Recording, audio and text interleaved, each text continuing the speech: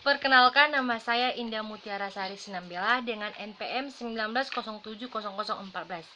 Saya adalah mahasiswa dari Institut Pendidikan Tapanuli Selatan, Program Studi Pendidikan Bahasa Sastra Indonesia semester 6. Di sini saya akan menjelaskan dan juga menyimpulkan mengenai materi yang telah diberikan kepada kami, yaitu mengenai arti dari korupsi dan juga dampaknya. Di mana video ini saya buat untuk memenuhi tugas mata kuliah pendidikan anti korupsi yang dibimbing atau diampu oleh Bapak Abdi Tanjung SPD MM. Semoga video ini dapat bermanfaat untuk kita semua. Kata korupsi berasal dari bahasa Latin yang artinya busuk, rusak, mengonyak, memutar balik atau menyogok.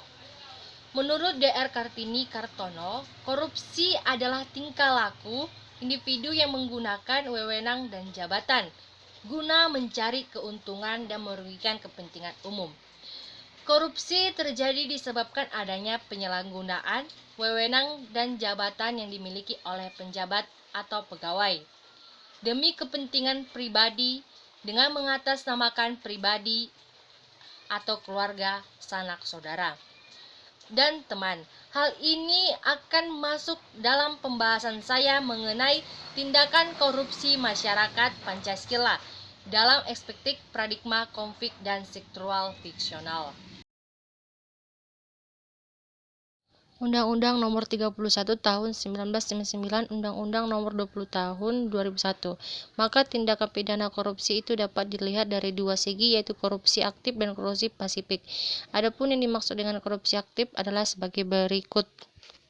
Yang pertama, secara melawan hukum memperkaya diri sendiri atau orang lain atau korupsi yang dapat merugikan keuangan negara atau perekonomian negara, yaitu pasal 2 Undang-Undang Nomor 31 Tahun 1999. Yang kedua, dengan tujuan menguntungkan diri sendiri atau orang lain atau korporasi yang menyalahgunakan kewenangan, kesempatan atau dapat merugikan keuangan negara atau perekonomian negara, yaitu pasal 3 Undang-Undang Nomor 31 Tahun 1999.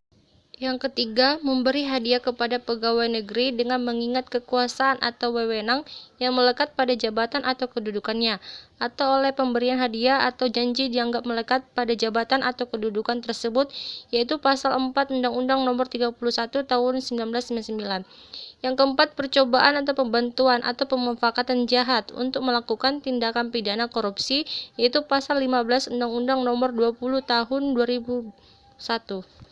Yang kelima, memberi atau menjanjikan sesuatu kepada pegawai negeri atau menyelenggarakan negara dengan maksud supaya berbuat atau tidak berbuat sesuatu dalam jabatannya yang bertentangan dengan kewajibannya, yaitu pasal 5 ayat 1 huruf A Undang-Undang Nomor 20 Tahun 2001.